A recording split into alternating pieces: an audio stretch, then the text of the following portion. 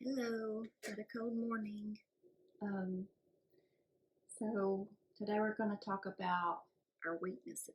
and those of you that know me know that one of mine is That I'm a pretty quiet person. um, I have always been shy, been always been quiet since I was little, and I'm not the life of the party. I like to Keep to myself. I, I don't like big crowds, and so I'm kind of quiet and reserved. and so even when I was younger, my Teachers would get aggravated with me because I was so quiet, and I hated to answer. answer questions. I hated to be called on. I Hated it. even if I knew the answer, I did not want to talk. I did not want to be asked a question. I They would get aggravated with me too because I would either just do my shoulders or I would say, I don't know. You know, if I'm going to say I don't know, I may as well have just answered the question.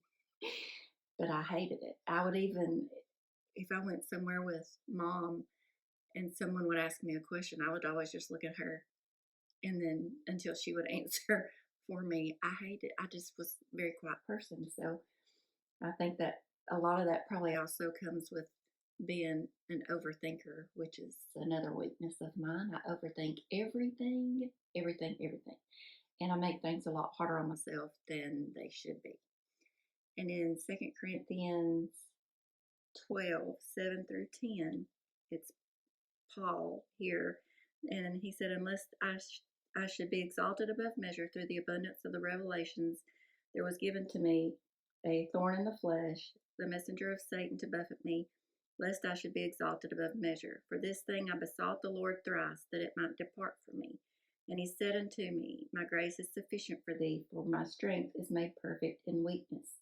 most gladly, therefore, will I rather glory in my infirmities, that the power of Christ may rest upon me. Therefore, I take pleasure in infirmities, in reproaches, in necessities, in persecutions, In distresses for Christ's sake. For when I am weak, then I am strong. So Paul's talking about, he's been given this thorn in the flesh, and He doesn't say what that thorn is, but I would imagine it has to be something that is uncomfortable for him, something something that it constantly bothers him, or I don't know if it's something that could be painful. It seems to be something that may be trying to drag him down. down or causing him to have a weakness. And And he has asked God 3 times. to take that from him. And so God has told him, My grace is sufficient for you. My strength is made perfect in weakness. So God's telling Paul, you need me. You don't need to focus on this weakness. You don't need to focus on what you're focusing on. You need to focus on me and let me do through you. You know, he's trying to let Paul know that he's going to need to keep his focus on him for him to be able to carry out what God is asking him him to to do.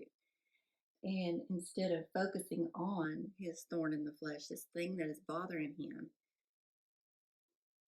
he can't let that get him down. He can't let that continue to drag him down and to cause him pain or to cause cause him discomfort. Um, So those of you that know me, and for those of you that don't know me, I am a quiet person. I do overthink a lot. And I remember when I was interviewing for the job at the bank that I work at now, I was in there for an hour and a half to 2 hours for an interview, and it was 3 of them interviewing me. So by the time I got out of there, I was wore out. But it was funny because one question just kept leading to another. They had asked me about the job that I was coming from from and what all I did there. Well, at this other bank, I did many different jobs at the same time. and The people that were interviewing me for my new job, they couldn't believe it. So they kept kept having having more and more questions. questions because at this bank, all of the jobs that I was doing was enough jobs for 5 people. So at the other bank, I was doing 5 people's jobs, and And it it just wasn't the way it needed to be. And so They just kept having. having more and more questions, and so it was funny because they were shocked that I was doing all of these different jobs all at one time.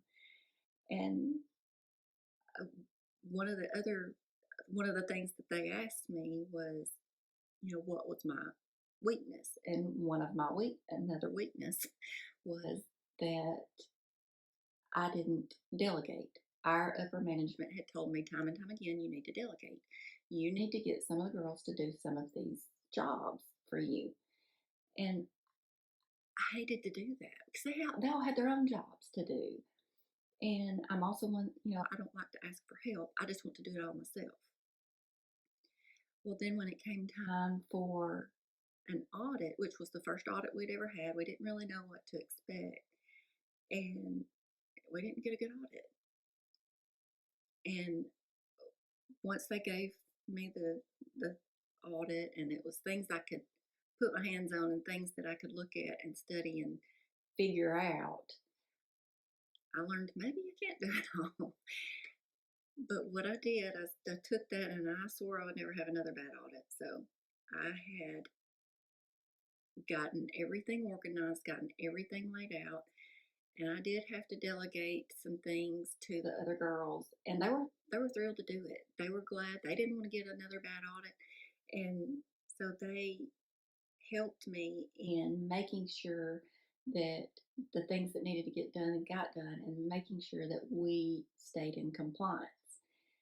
And so after that first bad one, we never got another bad audit. And as a matter of fact, our auditors loved coming to our branch because we had things so organized and so well placed and so ready for them that they didn't have to spend a whole lot of time while they were there because they already knew where everything was.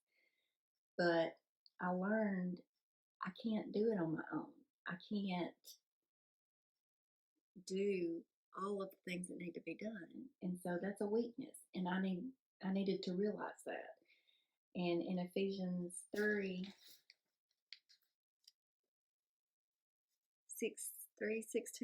through 19 says that he would grant you according to the riches of his glory to be strengthened with might by his spirit in the inner man, that Christ may dwell in your hearts by faith, that he, being rooted and grounded in love, may be able to comprehend with all saints what is the breadth, the length, the depth, and height, and to know the love of Christ which passeth knowledge, that ye might be filled with all of the fullness of God. So he wants to use us. He wants to give us his strength. And our weakness, when he works in our weakness, we know there's no other explanation than it is God, that it is God working in us and through us, and that we could not have done that without him. So, it takes humbling ourselves to allow God to do that work in us and to work through us. And so, just like I said, y'all know that I'm a quiet person. Y'all know that I don't talk a lot. I just don't. So there's no way that I could talk to y'all like this every day on my own. There's no way. I don't have enough words to talk that much, and much less to share Jesus with you every day. So there's just no way that I could do any of that on my own. So I know that it is completely God, because I can just sit there in normal conversation with people and I'm like, I don't have anything to say. I sit here and wonder sometimes how people that talk a lot, how do you have so many words? I don't have them. So we just have to allow God to, use our weaknesses for his glory.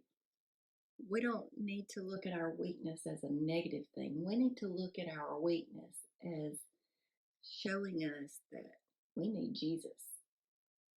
And there's no other explanation other than we need Jesus. So instead of us getting down about our weaknesses, just give them to God. and just know we can't do it without Him. I hope you have a great day A great rest of the week, and maybe it'll thaw out. here in a day or two. So You guys stay safe, and I will see you next time. Thanks, guys.